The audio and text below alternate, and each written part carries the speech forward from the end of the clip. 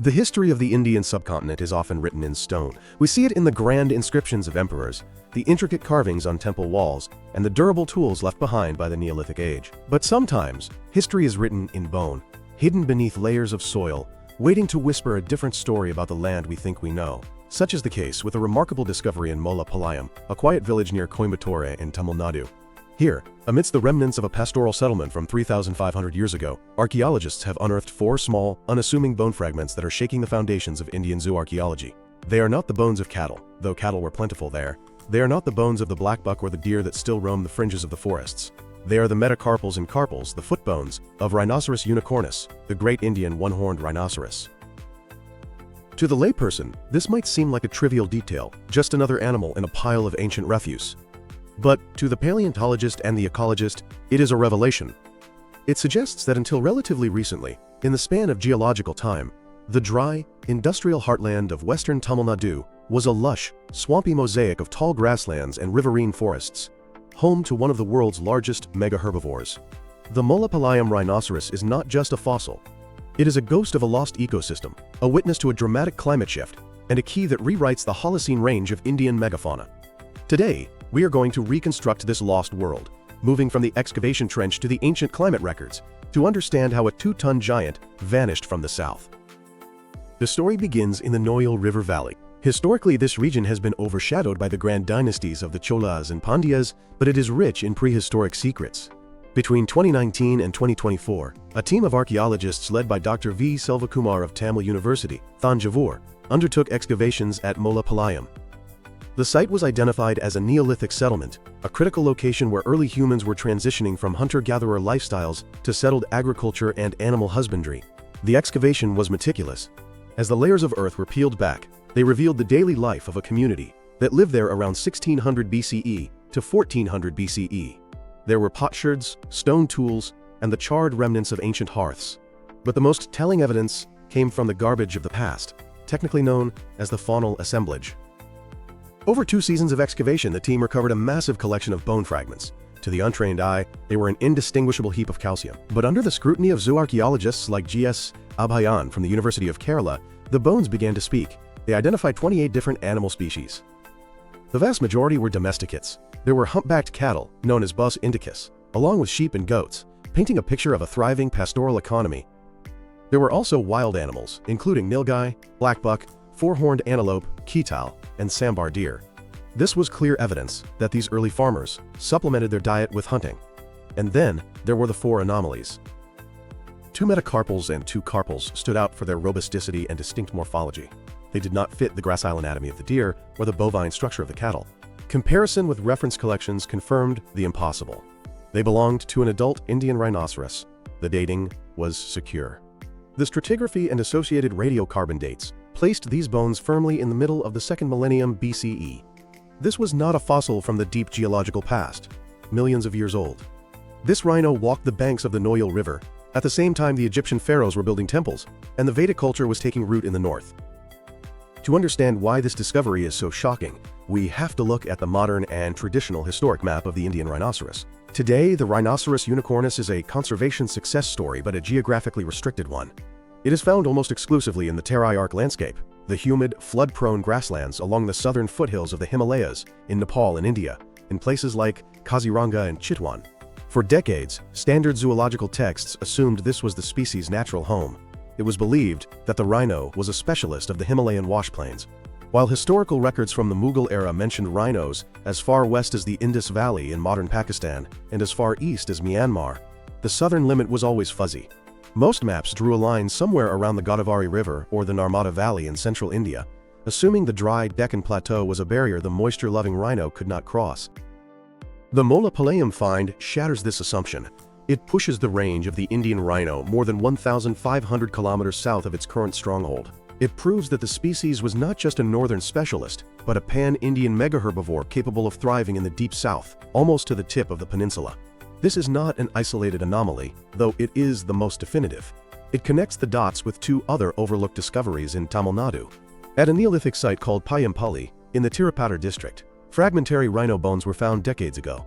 At the time, they were treated as curiosities, with some speculation that they might have been brought there for medicinal purposes or used as anvils.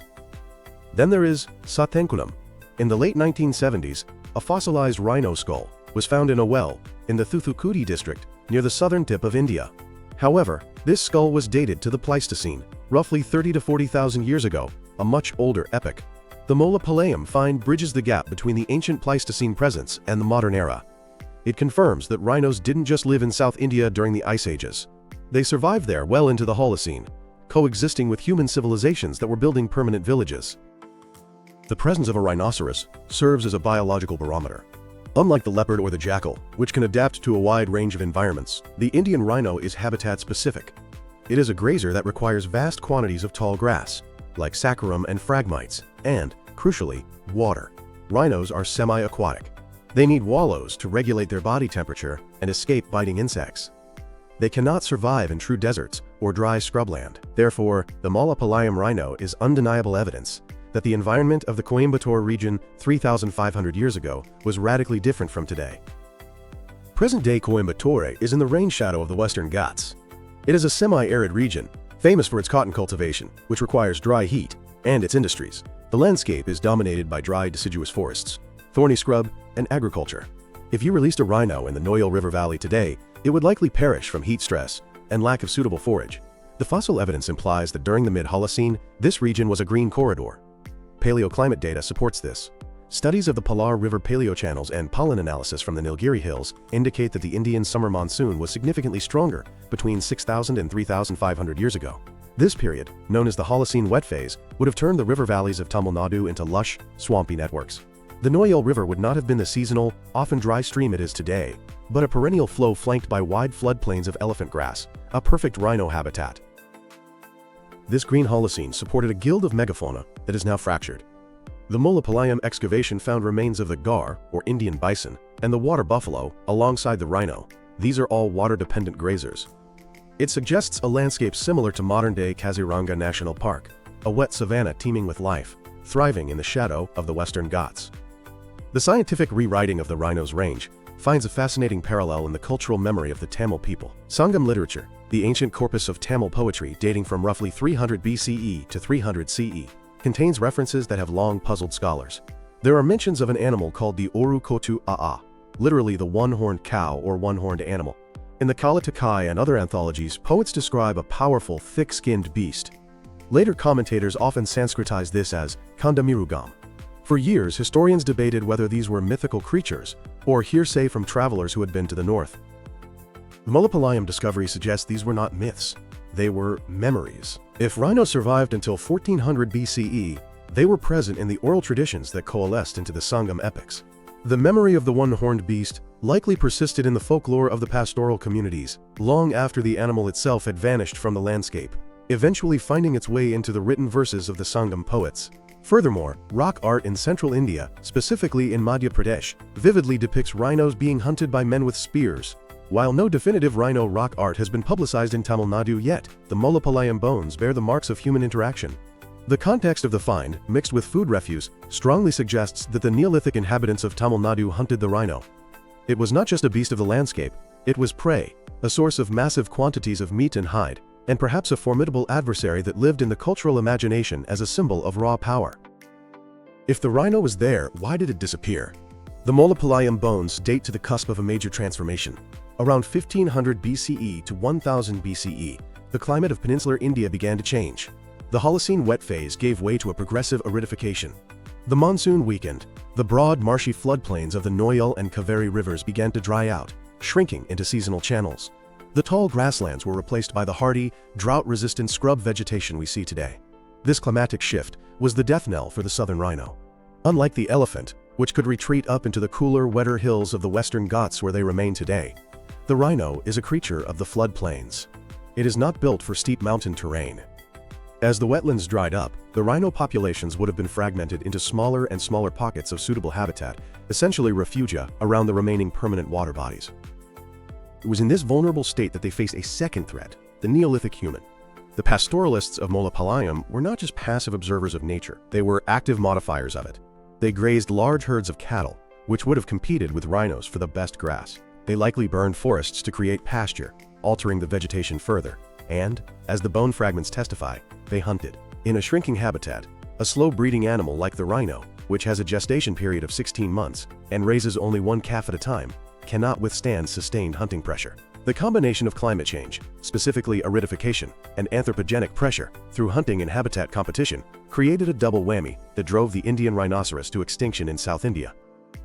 This pattern mirrors the overkill versus climate debate seen in megafauna extinctions globally, from the woolly mammoth in Siberia to the diprotodon in Australia. In South India, it wasn't a sudden cataclysm, but a slow strangulation.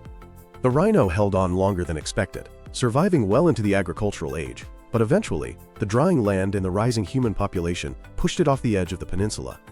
The Molapalayam rhinoceros is more than a biological curiosity, it is a warning. It reminds us that the natural range of a species is often far vaster than its current conserved range. We tend to think of the Indian rhino as a Himalayan animal, but that is merely its final refugee camp.